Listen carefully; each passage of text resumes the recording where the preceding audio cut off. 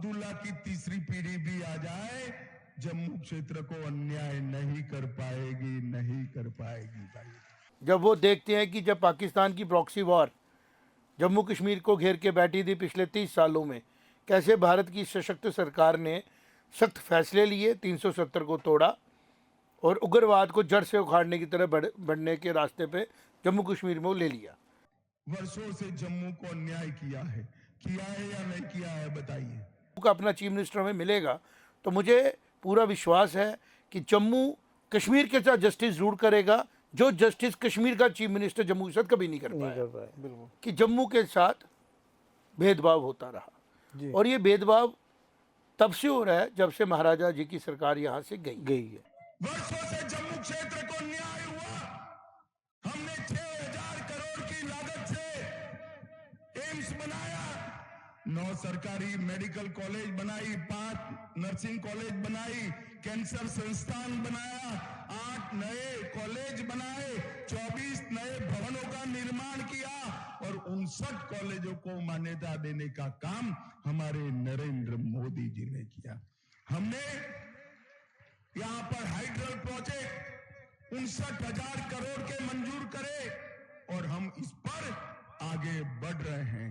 हमने घोषणा की है कि हम हर साल 100 आतंकवादियों द्वारा तोड़े हुए मंदिरों को नया बनाने का काम भारतीय जनता पार्टी करेगी। भाइयों बहनों, ये राहुल गांधी और कांग्रेस पार्टी दलित विरोधी पार्टी है। सालों तक आंबेडकर जी को इन्होंने भारत रत्न नहीं दिया, आंबेडकर जी का सम्मान नहीं किया। भारतीय जनता पार्टी ने आंबेडकर जी से जुड़े 5 स्थानों को पंच महातीर्थ बनाकर वो महामानव को श्रद्धांजलि देने का काम हमारी भारतीय जनता पार्टी ने किया। भाइयों बहनों, 1300 करोड़ की लागत से जम्मू अखनूर 4 लेन रोड की सड़क परियोजना हमने मंजूर कर दी। प्रधानमंत्री ग्राम सड़क योजना के तहत एक ही जिले में 120 करोड़ का निवेश हुआ। आरसीसी पुल से निर्दोष चौक तक सड़क को चौड़ा किया। गोल्डन आर्क रोड के निर्माण से पूंछ और अखनूर की दूरी को कम किया। हरि मंदिर घाट पर पैदल मार्ग बनाया। अखनूर में उप जिला अस्पताल हमने शुरू किया। सरकारी नर्सिंग कॉलेज अखनूर में बनाया। नवोदय विद्यालय का उद्घाटन किया। सिंगुल गांव में औद्योगिक संपदा के निर्माण को मंजूरी दी और अखनूर में इंडोर स्टेडियम बनाने का काम भारतीय जनता पार्टी ने किया। और इसके साथ साथ 10 एमएवी ट्रांसफॉर्मर और ग्रामीण क्षेत्रों में 250 ट्रांसफॉर्मर का काम भारतीय जनता पार्टी ने किया। भाइयों बहनों, हमने घोषणा पत्र जारी किया है। भाजपा की सरकार बनने के साथ ही हिंदू, मुस्लिम, सिख सभी घर की सबसे वरिष्ठ माता को, वरिष्ठ महिला को हर साल मोदी जी 18,000 रुपया सीधा उनके बैंक अकाउंट में भेजेंगे। माताओं बहनों को दीपावली और रक्षाबंधन के दिन 2 मुफ्त सिलेंडर देंगे। किसानों को 6,000 रुपया मिल रहा है, अब हम 10,000 करेंगे। कृषि के बिजली बिलों में 50% की राहत करेंगे। जम्मू में अंतर्राष्ट्रीय हवाई अड्डा बनेगा। जम्मू में मेट्रो बनेगी। तवी रिवर फ्रंट का विकास होगा। रंजीत सागर डैम पर एक झील पर्यटन का प्रोजेक्ट बनाएंगे। कश्मीरी पंडितों का हम पुनर्स्थापन करेंगे। अग्निवीर के लिए आरक्षण करेंगे। जोर से ताली बजाना। 5 लाख युवाओं को सरकारी नौकरी देंगे और कॉलेज के विद्यार्थियों को 3,000 सालाना यात्रा भत्ता देंगे। हायर सेकेंडरी के विद्यार्थियों को लैपटॉप और टैबलेट देंगे और किश्तवाड़ में आयुष हर्बल पार्क, किश्तवाड़ में पर्यटन उद्योग, जम्मू शहर में आईटी हब, उधमपुर में फार्मास्यूटिकल हब और जम्मू संभाग में एक क्षेत्रीय विकास बोर्ड की रचना करने का काम भारतीय जनता पार्टी करेगी।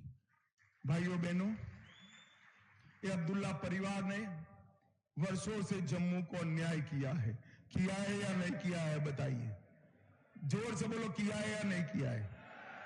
अब मैं कहकर जाता हूं, अब्दुल्ला की तीसरी पीढ़ी भी आ जाए, जम्मू क्षेत्र को अन्याय नहीं कर पाएगी, नहीं कर पाएगी। भाइयों बहनों, ढेर सारे विकास के काम मोदी जी ने 75,000 करोड़ का विकास जम्मू कश्मीर में किया है और आगे भी करने वाले हैं। हम आपके आशीर्वाद लेने आए हैं। जय माता दी। जय माता दी सर। सत्य संग सुनने में ही अच्छा लगता है कि कोई चीज़ सच के साथ की जा रही है, और जब सच को ढूंढना शुरू करें और सच मिलना शुरू हो जाए तो अलग सी खुशी मिलती है। आज का दौर सच का दौर है। बड़े से बड़े झूठ, बड़े से बड़े secrets Aahista Aahista technology open कर रही है, इंटरेक्शन बढ़ रही है। जम्मू कश्मीर के इलेक्शंस एक हिस्टोरिक इलेक्शन बनती जा रही है और उसी इलेक्शन को चर्चा करेंगे। राजा भैया से पूछेंगे कि आज का एक्टिविटी क्या क्या हो रही है जम्मू कश्मीर इलेक्शंस में। आज बाकी तो सारा ठीक ही है, कर रहे हैं, जितने भी हमारे एमएलएस हैं दौड़ लगा रहे हैं, लेकिन आज की सबसे बड़ी जो न्यूज़ है वो ये है कि हमारे माननीय अमित शाह जी जम्मू आए हुए हैं। उन्होंने बड़ा एक अच्छी रैली की जिसमें बड़े सारे वायदे किए, जो काम पहले किए वो भी बताए लोगों को, और लोगों ने बड़े उत्साह के साथ उनको वहाँ उनका वेलकम किया। और मेरे हिसाब से उन्होंने बड़ा पॉजिटिवली जम्मू वालों को मतलब काफ़ी कुछ देने के वायदे किए। हमने तभी सत्संग की शुरुआत में ही जी वो क्लिप चलाया है जो आज अमित शाह जी ने जी जम्मू को देने का वादा किया है। और आप सुनाएं आशीष। इसी को लेकर अगर बात करें तो जो आज उनकी रैली है राजौरी पीर पंजाल रंजीत जो हम कहते हैं, राजौरी पुंछ, वहाँ हुई है। 3 रैली हुई हैं यहाँ पे, सोरनकोट, थना मंडी और मेंढर में भी हुई है एक, और राजौरी में भी हुई है। तो काफ़ी मतलब रश भी देखने को मिला, काफ़ी लोगों का जमावड़ा था वहाँ पे, बड़ा ज़्यादा। काफ़ी लोग उसको उत्साह से सुनने के लिए भी आए थे। और मुझे लगता है ये गेम चेंजर रहने वाली हैं। ये जो रैलीज हुई हैं वहाँ पे धड़ाधड़, आज 4 रैलीज हुई है ना रविश? जी 4। हाँ, काफी एक अखनूर में हुई। अखनूर में भी हुई। क्या टेक अवे है इस एज ए होम मिनिस्टर? उन्होंने काफ़ी ज़्यादा विश्वास जताया है जो हमारी गुज्जर कम्युनिटी है कि वो उनको वोट करेगी, और अगर वो वोट करती है, देखिए गेम चेंजर कहाँ से होगा। अगर गुज्जर कम्युनिटी वोट करती है बीजेपी को तो बीजेपी 40 तक भी जा सकती है बिल्कुल। तो आज का जो निष्कर्ष मेरा जो सारा उनकी जो, क्योंकि वो काफ़ी सुबह निकले यहाँ से हेलीकॉप्टर से, पहले का ऊपर पुंछ की तरफ गए, फिर वहाँ से आते आते सारा अखनूर तक 4 रैलियाँ की उन्होंने आज दिन भर। तो इस उम्र में काफ़ी बड़ी चीज़ है ये। और वही उत्साह था जो सुबह जैसे वो पुंछ वाली साइड के जो लास्ट उन्होंने अखनूर में आके जो उन्होंने रैली की और लोगों ने उनको जो वेलकम किया। अगर लोग जम्मू के कुछ समझते हैं कि उन्होंने पहले क्या किया और आज क्या करेंगे, इससे तो हम सब लोग एक सूत्र में बंधे होते हैं। जी, जो लोग ईश्वर के द्वारा ऐसी कुर्सियों पे बिठाए जाते हैं जहाँ पे वो जनता के लिए, लाखों करोड़ों लोगों के लिए फैसले ले सकें, उन लोगों में कुदरती ताकत होती है। बिल्कुल। आज बहुत ज़रूरी है देखना कि उन्होंने जो जम्मू के लिए कहा, ये बड़ी बात है। और वो तब कहा जब 2 दिन के बाद हम लोग महाराजा हरि सिंह जी का बर्थडे सेलिब्रेट करेंगे। जी तो बीजेपी ने as a whole Amit Shah ji द्वारा जो कहा एज ए पार्टी, मुझे लगा he became the mouth of BJP. BJP अगर खड़ी हो जाए एक स्वरूप में और वो बोले जम्मू की जनता को, तो जो आज अमित शाह जी ने कहा वो यही बोलेगी। हम बीजेपी को एज ए पार्टी मानते हैं जी, और अमित शाह जी को उसका एक सिपाही मानते हैं। तो बीजेपी यही बोलेगी कि जम्मू की जनता आप देखो कि इस पार्टी ने आपके लिए क्या किया। तो हम सत्संग करते हैं। अगर किसी पार्टी के बारे में उसका सच जम्मू कश्मीर की जनता के लिए फेवरेबल है तो हम उसको रोक नहीं सकते।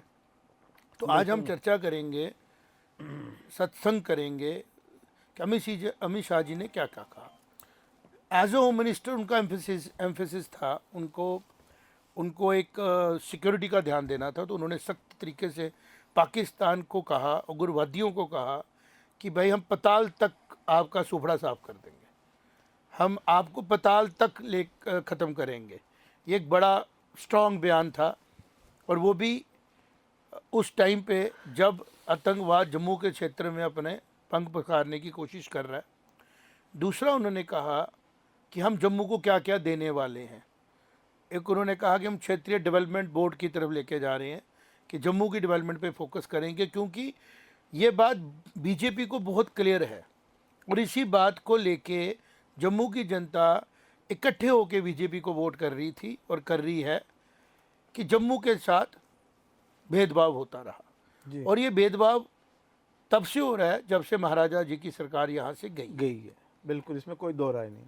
अब हम महाराजा जी का बर्थडे सेलिब्रेट करेंगे जी, और जैसे हम देख रहे हैं स्कूलों में सेलिब्रेशन हो रही है जी। हम एज ए बचपन में हम इसको नहीं कर पाए, बट शुक्र है परमात्मा का कि अब हम कम से कम अपने जम्मू कश्मीर का सच जान पा रहे हैं, कंट्रीब्यूशन ऑफ डोगरा रूलर्स देख पा रहे हैं, और कश्मीर की जनता का भी ये सौभाग्य है कि वो अपना ट्रू हिस्ट्री देख पा रहे हैं।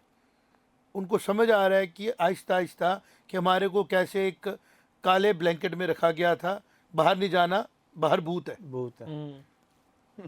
और आज वो जनता इंटरनेट की हेल्प से, आज वो जनता सोशल मीडिया की हेल्प से देख पा रही है कि कैसे भारत की सरकार और भारत की जनता ने कश्मीर का लोड लिया हुआ है।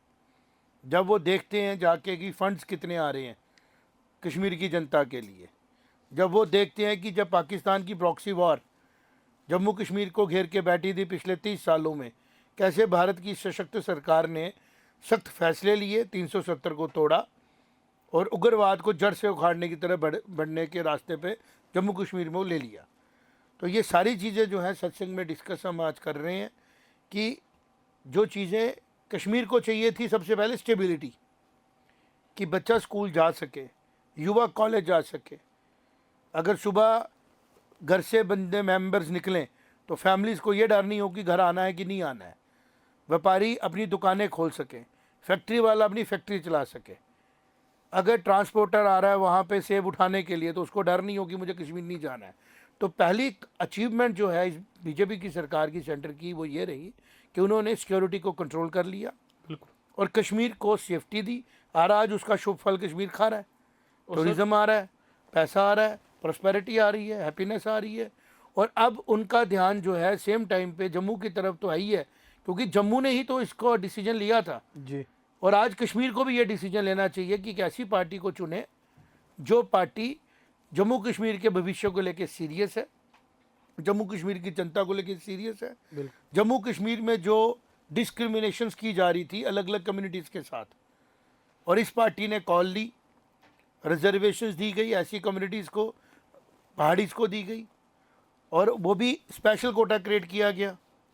और आज हर एक कम्युनिटी कोशिश कर रही है इक्वल पेस में आगे जाने की। बिल्कुल। और आज एक और अच्छी खबर आई है, अभी जब हम बैठे थे रिकॉर्डिंग करने के लिए, कि ताशी रबस्तन ऑनरेबल जस्टिस बनाए गए, चीफ जस्टिस बनाए गए जम्मू कश्मीर लद्दाख के हाई कोर्ट के। बिल्कुल। जो खुद में एक बड़ी सुखद खबर है, क्योंकि लद्दाख एक कंप्लीट एरिया ही ट्राइबल एरिया माना गया, और जब ऐसे ट्राइबल एरिया से कोई इंटेलेक्चुअल निकल के आता है, वो ऐसे सूरज की तरह होता है जो बहुत से अंधेरे को दूर करता है। बिल्कुल। तो मुझे इसको बताते हुए खुशी हो रही है कि लद्दाख से हमें पहले चीफ जस्टिस मिले JNK हाई कोर्ट के, जम्मू कश्मीर लद्दाख हाई कोर्ट के ऑनरेबल ताशी रबस्तन जी। और ये एक और क्रेडिट जो जाता है, एक तो उनकी अपनी मेहनत को जाता है, उनके अपने करियर को जाता है, उनकी अपनी इंटेलेक्चुअल जो उन्होंने प्रॉपर्टी मेंटेन की, हार्डवर्क किया, उसको जाता है। दूसरा भारत की सरकार को भी जाता है, जिन्होंने इससे डिसीजन को एक्नॉलेज किया और ऑनरेबल प्रेसिडेंट ने इसको आज साइन किया और हमारे नए चीफ जस्टिस मिले। ये सारी चीज़ें जो पॉजिटिव हैं, ये सारी चीज़ें जो हैं भारत की जनता के हाथों में हैं कि इस पॉजिटिविटी को कितना आगे बढ़ाते हैं। जी जम्मू कश्मीर की जनता के हाथ में है कितना आगे लेके जाती हैं। बाकी इलेक्शनें आएंगी फिर 5 साल में आ जाएंगी।